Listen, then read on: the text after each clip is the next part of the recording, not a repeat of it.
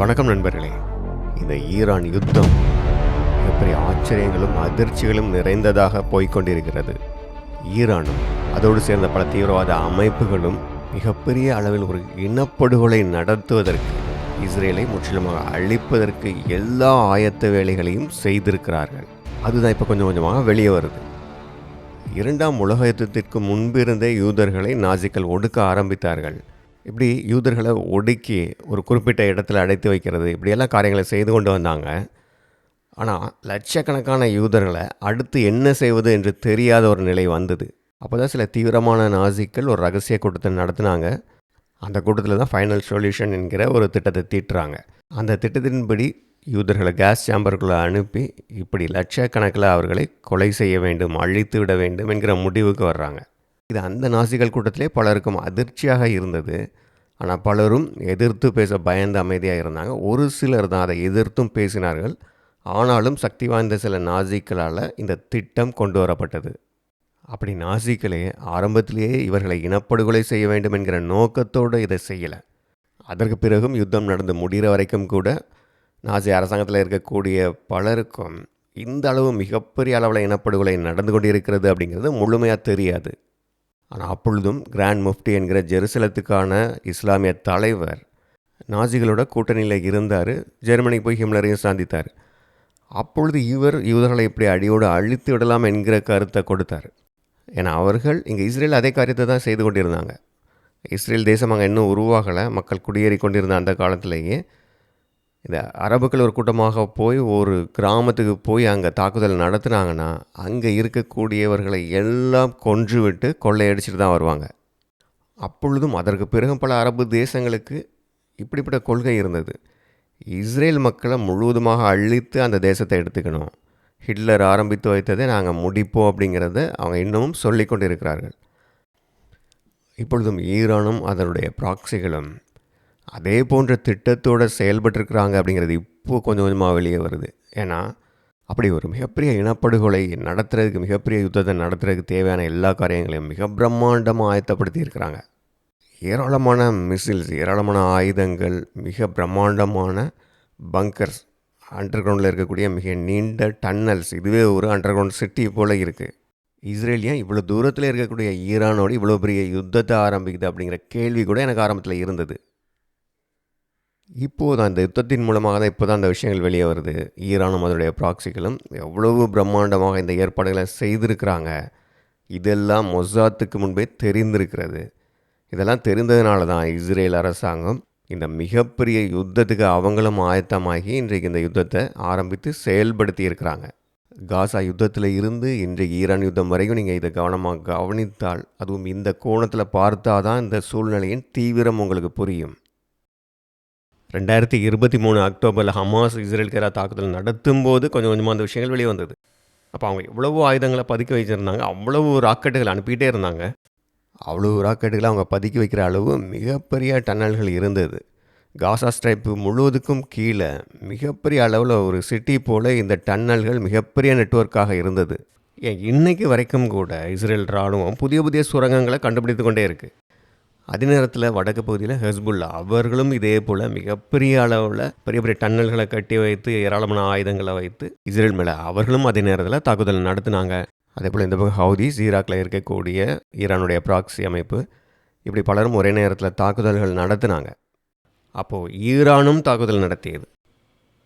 அப்போவே ஆச்சரியமாக இருந்தது, எப்படி இந்த சின்ன தேசம் இத்தனை முனைகளில் இருந்து வரக்கூடிய தாக்குதல்களெல்லாம் தாக்கு பிடிக்க முடியும். இஸ்ரேல் தாக்கு பிடிக்குமா? இவங்கெல்லாம் ஒரே நேரத்தில் தாக்குதல் நடத்துகிறாங்க, உள்ளே வர்றாங்கன்னா அப்போ இஸ்ரேல் தேசத்தை அவங்க முற்றிலுமாக சிதைக்க முடியும். ஹமாஸ் மட்டுமே அன்றைக்கு ஒரே நாளில் இஸ்ரேலுக்குள்ளே புகுந்து 1200 இஸ்ரேலியர்களை எப்படி படுகொலை செய்தார்கள் என்பதை தெரிந்து கொண்டால்தான் நீங்கள் இந்த தீவிரத்தை புரிந்து கொள்ள முடியும்.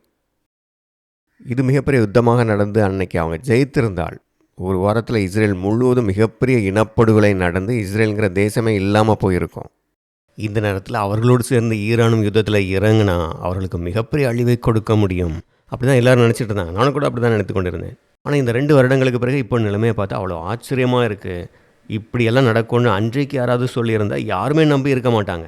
அப்படி அந்த சிறிய தேசம் தங்களுக்கு எதிராக இவ்வளோ பிரம்மாண்டமான திட்டத்தோடு செயல்படுகிற இந்த பெரிய எதிரியை வீழ்த்துவார்கள் என்பது ஆச்சரியம்தான். அப்படிதானே ஹமாஸ், ஹிஸ்புல்லா, ஹவுதிகள், இந்த ஈரான் தேசம் இப்படி எல்லாருமே அவ்வளவு சுரங்கங்களை கட்டி அதுக்குள்ளே ஆயுதங்களை குவித்து வைத்து கொண்டிருந்தாங்க. ஆனால் உலகம் முழுவதும் மக்களுக்கு மீடியாக்கள் மூலமாக ஒரு தவறான கோணம் காட்டப்பட்டது. காசா மக்கள் ரொம்ப பரிதாபமான நிலையில் இருக்கிறாங்க. ஒரு மிகச்சிறிய பகுதி, அதை இஸ்ரேல் இவ்வளவு பலத்தோடு அவங்கள அடிச்சுன்னு இருக்குது. இப்படி அந்த காசாவை மட்டுமே அவங்க ஃபோக்கஸ் பண்ணி காட்டி அவர்களை ஒரு விக்டிம் மாதிரியும் இஸ்ரேலை ஒரு ராட்சதன் மாதிரியும் காட்டிக்கிட்டு இருந்தாங்க. ஆனால் உண்மையில் ஈரானும் அதனுடைய நட்பு நாடுகளும் இஸ்ரேலை நிரந்தரமாக அழிப்பதற்கு ஒரு பிரம்மாண்டமான திட்டத்தோடு செயல்பட்டு கொண்டிருந்தார்கள். இஸ்ரேலுக்கு எதிராக உலகம் முழுவதும் பல தேசங்கள், பல அமைப்புகள், மக்கள், ஐநா சபை இவை எல்லாமே இவர்களுக்கு எதிராக செயல்பட்டார்கள். தீவிரவாதிகள் இவர்களை தாக்கும்போது இவங்க அமைதியாக இருப்பாங்க. இஸ்ரேல் தன்னை தற்காத்துக்குள்ளே திருப்பி அடிக்கணும். அப்படி தாக்குதல் நடத்தும் போது மட்டும் இவங்க தடுப்பாங்க. அப்படி செய்யக்கூடாதுமாங்க. இது எப்படி இருக்குன்னா, ஒருத்தனை 4 பேர் சேர்ந்து அடிக்கிறாங்க. அவன் தற்காத்துக்குள்ளே அவங்கள திருப்பி அடிக்கணும்னு வரும்போது அவனுடைய கையை கட்டி போட்டால் எப்படி இருக்கும்? இவ்வளவு எதிரிகள் அவர்களை சுற்றி உலகம் முழுவதும் இருந்தாலும் அதையெல்லாம் தாண்டி அவர்களையும் சமாளித்து இன்றைக்கு மிகப்பெரிய எதிரியான ஈரானையும் அடித்திருக்கிறார்கள். ஈரான்ட்டு அவ்வளவு இயற்கை வளங்கள், ஆயில், இது எல்லாமே இருக்குது. அவ்வளோ பெரிய தேசம். இவங்க தான் இந்த ப்ராக்ஸி தீவிரவாத அமைப்புகளை எல்லாம் உருவாக்கி அவங்களுக்கு பணத்தையும் ஆயுதத்தையும் சப்ளை பண்ணுறாங்க. அந்த தேசத்துக்கு எதிராக யுத்தம் பண்ணி இன்றைக்கி அவங்களையும் அடித்து நொறுக்கி இருக்கிறாங்க. ஈரானுக்கு எதிரான இந்த 2வது யுத்தத்தில் உச்சபட்ச தலைவரையும் அழித்து விட்டார்கள். அவரோடு சேர்ந்து இதுவரைக்கும் எத்தனையோ சயின்டிஸ்ட்டு, IRGC கமாண்டோக்கள், அரசியல் தலைவர்கள் பலரையும் ஒரேடியாக அழித்து காட்டியிருக்கிறார்கள். இதெல்லாமே இன்றைக்கு நமக்கு பார்க்கும்போது பெரிய ஆச்சரியமாக இருக்கிறது. பலரும் சொல்லக்கூடிய விஷயம் இதுதான். இஸ்ரேல் இப்படி தொடர்ச்சியாக அவர்களுடைய எதிரிகளுக்கு இத்தனை சுற்றி சூழ்ந்து இத்தனை எதிரிகள் இருக்காங்க இல்லையா, அத்தனை பேரையும் அவர்களே எதிர்பார்க்காதபடி, உலகமே ஆச்சரியமாக பார்க்கும்படி பல விதங்களை, பல டெக்னாலஜிகளை பயன்படுத்தி அவர்கள் தாக்கக்கூடிய ஒவ்வொரு தாக்குதலும் பிரமிப்பை ஏற்படுத்தக்கூடியதாக இருந்தது. அப்படி இவர்கள் அந்த எதிரிகளை துவம்சம் செய்தார்கள். அதே நேரத்தில் இவர்கள் பக்கம் பார்த்திங்கன்னா ஒரு சின்ன இழப்பு இருக்காது. 100 போர் விமானங்கள் போய் அவங்கள தாக்கிட்டு வர்றாங்கன்னா ஒரு விமானம் கூட கீழே விழாது. ஒரு விமானத்தை கூட அவங்க சுட்டு வீழ்த்த முடியாது. வேறு ஏதாவது ஒரு பிரச்சனை வந்து கூட அவங்களுக்கு சில இழப்புகள் வரும். விமானங்களை இழப்பாங்க, அல்லது இராணுவ வீரர்களை இழப்பார்கள். உலகத்து முழுவதும் நடந்த பல ஆப்ரேஷன்களை பாருங்கள், அப்படி தான் நடந்திருக்கும். ஒன்று எதிரிகளால் தாக்கப்பட்டு அதனால் இவர்கள் பக்கமும் இழப்பு இருக்கும். அப்படி இல்லைன்னா எதிர்பாராத காரியங்களால் சில விபத்துகள் நடக்கும். இயற்கை சூழல்கள் அல்லது இயந்திர கோளாறு, இப்படி விமானங்கள் விழுந்துடும், இல்லைன்னா போர் வீரர்கள் பாதிக்கப்படுவாங்க.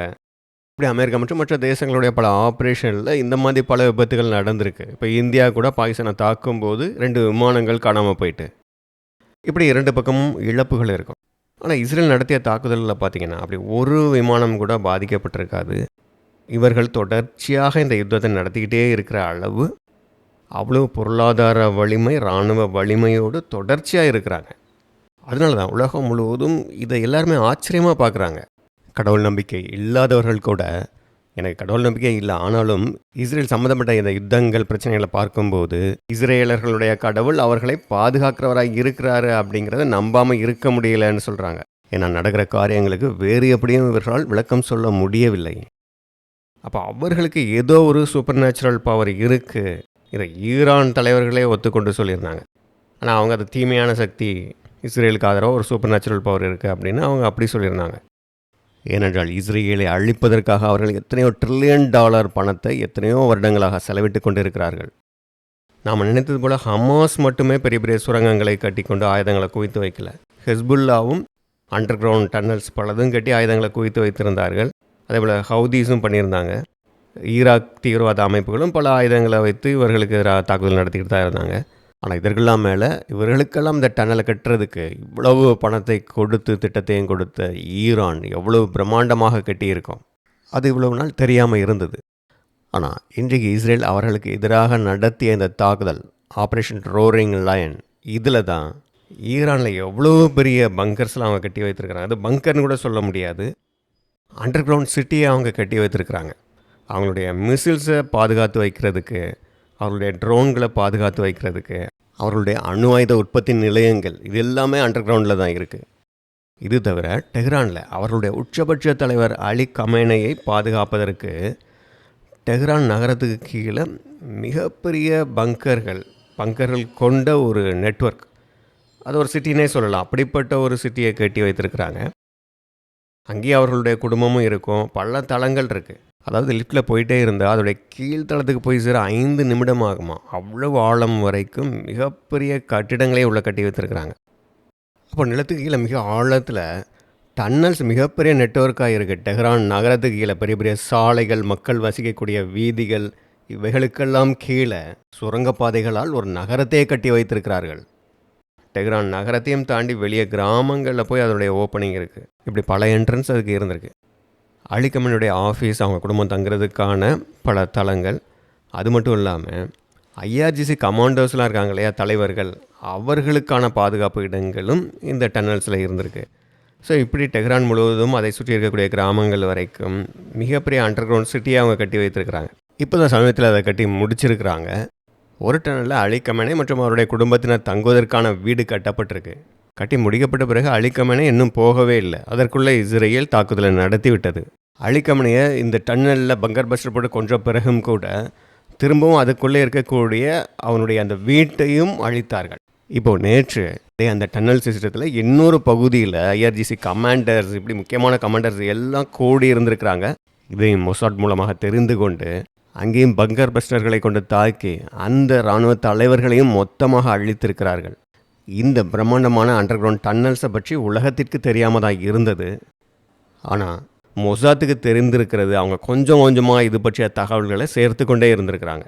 இப்படியே துல்லியமான தகவல்களை சேர்த்து இந்த தாக்குதலில் அவர் இருந்த இடம் கண்டுபிடித்து அதை அழித்திருக்கிறார்கள். அவருடைய அண்டர் கிரவுண்ட் டன்னலில் இருக்கக்கூடிய அவர் வீடு, அதை அழித்திருக்கிறாங்க. இஸ்ரேல் விமானப்படை மிக துல்லியமான தாக்குதல்களை நடத்துது அப்படின்னா அமெரிக்கா மிக பிரம்மாண்டமான விமானங்கள் B-2, B-52 விமானங்களை கொண்டு வந்து மிகவும் சக்தி வாய்ந்த அதிக எடையுள்ள பங்கர் பஸ்டர் குண்டுகளை போட்டு கமேனியுடைய வீடு, ஐஆர்ஜிசி தலைவர்களுடைய டன்னல்ஸ், இவருடைய மிசில்கள் வைத்திருக்க டன்னல்ஸ், இதெல்லாம் தேடி தேடி அழித்து கொண்டிருக்கிறார்கள். இதையெல்லாம் ஈரான் எந்த அளவு நம்பிக்கையில் செஞ்சுருப்பாங்கன்னா, இந்த யுத்தத்தில் அமெரிக்காவே வந்தாலும் கூட நம்ம ஒன்றும் செய்ய முடியாது, அந்தளவு நம்ம ஆழத்தில் இந்த பங்கர்களை கட்டி வைத்திருக்கிறோம், அதனால் அமெரிக்காவே குண்டுகளை போட்டாலும் நாம் உள்ள பாதுகாப்பாக இருந்து கொண்டு இஸ்ரேலை அழித்து விடலாம் என்கிற திட்டத்தில் 100% உறுதியாக இருந்திருப்பாங்க. ஏன்னா அவ்வளவு ஏற்பாடுகள் பண்ணியிருக்கிறாங்க. ஹமாஸ்டே பார்த்திங்கன்னா அவ்வளவு சுரங்கங்கள், அவ்வளோ ஆயுதங்கள் இருந்தது. இன்றைக்கு வரைக்குமே புதிய புதிய சுரங்கங்களை கண்டுபிடித்து அழிக்கிற வேலை இன்னும் முடிவடையலை. அதேபோல் ஹெஸ்புல்லா. அப்போ இவ்வளோ பேர் இருக்கும்போது இந்த ப்ராக்சியை வைத்தே அவர்களை இஸ்ரேலை அழிக்க முடியும். அவ்வளவு வலிமையாக இதை உருவாக்கி வைத்திருந்தார்கள். அது மட்டும் இல்லாமல் அதே யுத்தத்தில் ஈரானும் அவர்களோடு சேர்ந்து கலந்து கொண்டால் இன்னும் மிகப்பெரிய அழிவை இஸ்ரேலுக்கு ஏற்படுத்தலாம். அதனால தான் ஒரு மிகப்பெரிய யுத்தம் அமெரிக்காவை உதவிக்கு வந்தாலும் கூட ஈரானிய தலைவர்களுக்கு எந்த பாதிப்பும் இல்லாமல் அவங்க பாதுகாப்பாக இருந்து கொண்டு இஸ்ரேலை அழித்து விடலாம் என்கிற அந்த மிக உறுதியான நம்பிக்கையில் தான் இவ்வளவு காரியங்களை செய்து அந்த யுத்தத்தையும் ஆரம்பிக்கிறாங்க. ஆனால் இஸ்ரேல் முந்திக் கொண்டார்கள். அது மட்டும் இல்லை, அவங்க முந்திக் கொண்டு தாக்குதல் நடத்தினாலே ஜெயித்திடலாம், தப்பிடலாம் அப்படின்னு கிடையாது.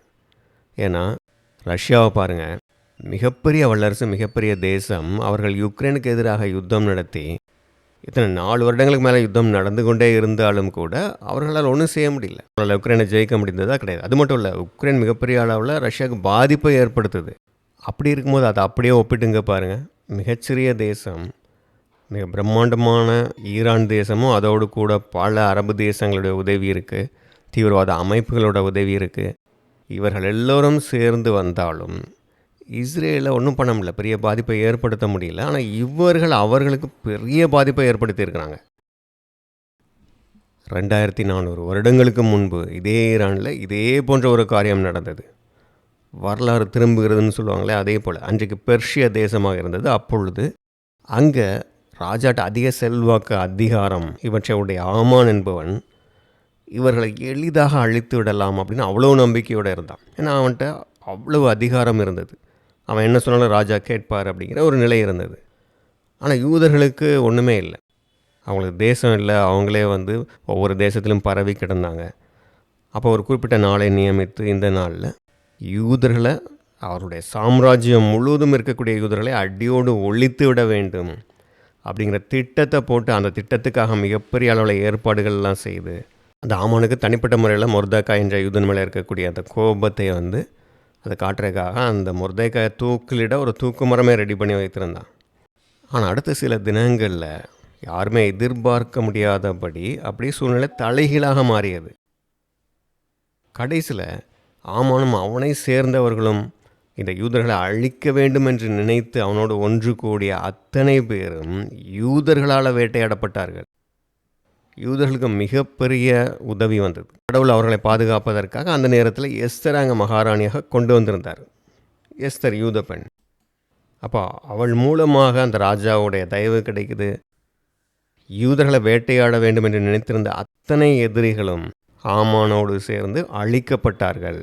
அதைத்தான் யூதர்கள் இன்றைக்கு வரைக்கும் பூரிம் பண்டிகை என்று கொண்டாடி வருகிறார்கள். இப்போ இஸ்ரேலில் பூரிம் பண்டிகையை கொண்டாடி வர்றாங்க. இன்றைக்கும் அதே போல் நடந்திருக்கிறது. ஒரு இனப்படுகொலையோடு இஸ்ரேலை நிரந்தரமாக அழிக்க நினைத்த இந்த ஈரான் மற்றும் அதனுடைய நட்பு தேசங்கள் எல்லாம் மிக பிரம்மாண்டமான திட்டத்தோடு செயல்பட்டு வந்தாலும் வேட்டையாடப்படும் என்று நினைத்த இஸ்ரேல் இன்றைக்கு அவர்களை வேட்டையாடி கொண்டிருக்கிறது. அரபு தேசத்தில் ஆசியாவிலேயே மிகச்சிறந்த இராணுவத்தை கொண்டிருந்த ஈரான் தேசம் ஒரு காலத்தில் மிகச்சிறந்த விமானப்படையை கொண்டிருந்தார்கள். அவர்களுடைய ஆயுத பலங்களை எல்லாம் நிர்மூலமாக்கி அவர்களுடைய அத்தனை தலைகளையும் துண்டித்திருக்கிறார்கள். ரஷ்யாவுக்கே ஆயுதங்களை ஈரான் தான் கொடுத்து கொண்டிருந்தது. அப்படிப்பட்ட ஈரானுக்கு எதிராக எல்லா சூழ்நிலைகளும் திரும்பியது. ரஷ்யா, சைனா, வடகொரியா எல்லாருமே ஈரானை கைவிட்டுட்டாங்க. அன்றைக்கு எப்படி பெர்ஷியா ராஜாவுடைய ஆதரவு கிடைத்ததோ அதுபோல் இன்றைக்கு உலகிலேயே மிக வலிமை வாய்ந்த வல்லரசாகிய அமெரிக்காவோடு சேர்ந்து ஈரானை துவம்சம் செய்திருக்கிறார்கள். இதெல்லாம் தற்செயலாக நடந்ததுன்னு சொல்லவே முடியாது. ஏன்னா ஒரு முறை 2 முறை அல்ல. இஸ்ரேல் தேசம் உருவாவதற்கு முன்பிருந்தே இது நடந்து கொண்டே தான் இருக்குது. யூதர்களுக்கு எதிராக வருகிறவர்கள் எல்லோரும் அழிக்கப்பட்டிருக்கிறார்கள். நாசிக்கள் அந்த காலத்துலேருந்து பெர்ஷியாவில் ஆமான் கதையிலேருந்து நீங்கள் பார்க்கலாம், இல்லை அதற்கு முன்பு பாபிலோன்லேருந்து நீங்கள் பார்க்கலாம். இஸ்ரேலுக்கு எதிராக வரக்கூடிய எல்லா தேசங்களும் அழிக்கப்பட்டிருக்கிறது. நாசிக்கள் அப்படி தான் அழிந்து போனார்கள். 1914 அப்புறம் யூதர்கள் இந்த தேசத்துக்கு நிறைய பேர் கூடி வந்த பிறகு அவங்க தேசத்தை உருவாக்கும் போது இருந்தே அவர்களை அழிப்பதற்காக பல முயற்சிகள் நடந்தது. ஆனால் எல்லா சூழ்நிலைகளும் எல்லா நேரத்திலும் ஆச்சரியப்படும் விதமாக யூதர்களை அழிக்க முடியவில்லை. அவர்களுடைய எதிரிகளை ஜெயித்து இன்னும் அதிக வலிமையோடு வளர்ந்து கொண்டே இருந்தார்கள். அப்படி தேசமில்லாமல் சுற்றி கொண்டிருந்த அந்த நிலையில் இருந்து இன்றைக்கு சர்வ வல்லமையுள்ள தேசமாக இருக்கிறார்கள். பெரிய பெரிய தேசங்களே இது மாதிரி ஒரு யுத்தத்தை நடத்தி ஜெயிக்க முடியாது. ஆனால் இஸ்ரேல் தேசம் பல முனைகளில் யுத்தம் செய்து அத்தனையிலும் ஜெயித்திருக்கிறார்கள். அதனால தான் இதை கூர்ந்து கவனிக்கிற எல்லோருமே இது ஒரு அற்புதமாக இருக்கிறது, அவர்களுடைய தேவன் அவர்களுக்காக நிற்கிறார், போராடுகிறார் அப்படின்னு கடவுள் நம்பிக்கை இல்லாதவங்க கூட சொல்லும்படியாக இருக்கிறது. வெறுமனே ஒரு தேசத்துடைய இராணுவ பலம் அல்லது அவர்களுடைய திறமை மட்டுமே இதை சாதிக்க முடியாது. ஏன்னா அமெரிக்கா போன்ற பல வலிமை வாய்ந்த தேசங்கள் அவங்க செய்த ஆப்ரேஷன்ஸில் கூட பல பாதிப்புகள் இருந்திருக்கு. இப்போ நடந்த யுத்தத்தில் கூட பாருங்கள், அமெரிக்காவுடைய 3 F-15 விமானங்கள் சுட்டு வீழ்த்தப்பட்டது. ஃப்ரெண்ட்லி ஃபயர் இல்லை, அந்த குழப்பத்தில் அவர்களுடைய இராணுவமே அவர்களுடைய விமானத்தை சுட்டு வீழ்த்துவது இதெல்லாம் நடக்கும். அதனால் ஒரு தேசம் வல்லமையாக இருக்கிறதுனாலையோ அல்லது மிக திறமையாக இருப்பதாலேயோ அவங்களோட டெக்னாலஜி இருக்கிறதுனாலையோ எந்த ஆபத்தோ அல்லது குழப்பமோ பாதிப்புகளோ வராதுன்னு சொல்ல முடியாது. ஏன்னா அவ்வளோ பிரச்சனைகள் வரலாம். விமானம் இயங்குதுன்னா அதில் இவ்வளோ தொழில்நுட்ப கோளாறுகள் வரலாம். நீங்கள் கூட அடிக்கடி செய்திகளில் பார்த்துருப்பீங்க, நம்ம நாட்டு போர் விமானம் கூட அடிக்கடி கீழே விழுந்து நொறுங்கிக்கிட்டு இருக்கும். அப்போ மிக மிக சிக்கலான மிக ஆபத்து நிறைந்த இந்த மாதிரி ஆப்ரேஷன் யுத்தங்கள் இதிலெல்லாம் இஸ்ரேல் மிகப்பெரிய வெற்றியை பெறுகிறது. அப்படி என்றால் அது அசாதாரணமான ஒரு விஷயம். ஆனால் இஸ்ரேலை அழித்தே தீருவோம் என்று சொன்னவர்களெல்லாம் இன்றைக்கு அழிந்து போயிருக்கிறத நம்ம கண்ணால் பார்க்குறோம். இந்த லிஸ்ட்டில் கூட இஸ்ரேலால் எலிமினேட் செய்யப்பட்ட முக்கியமான தலைவர்கள் பேர் தான் இருக்குது. இன்னும் கொல்லப்பட்ட ஆயிரக்கணக்கான தீவிரவாதிகள் இருக்கிறாங்க. அப்போ நீங்கள் வரலாற்றை தெரிந்து கொள்ள வேண்டும். வரலாறு முக்கியம். இஸ்ரேலை பற்றிய வரலாறு, அவருடைய ஆப்ரேஷன், அவருடைய யுத்தங்கள்லாம் பார்த்தீங்கன்னா அவ்வளோ ஆச்சரியமாக இருக்கும். அவ்வளோ நம்பிக்கை இல்லாதவர்களுக்கும் நம்பிக்கை வந்துடும். இன்றைக்கு இந்த யூடியூப் இணையம் எல்லாம் உங்களுக்கு இந்த விஷயத்தில் மிக பிரயோஜனமாக இருக்கும். இஸ்ரேலை பற்றிய வரலாறு, அவர்களுடைய யுத்தம், ஆப்ரேஷன் இவைகளையெல்லாம் நீங்கள் பார்த்தீங்கன்னா உங்களை பிரமிக்க வைக்கக்கூடியதாக இருக்கும்னு நான் உறுதியாக சொல்வேன். இது பற்றிய பல வரலாறுகளையும் விவரங்களையும் நாம் தொடர்ந்து பார்க்கலாம். நன்றி.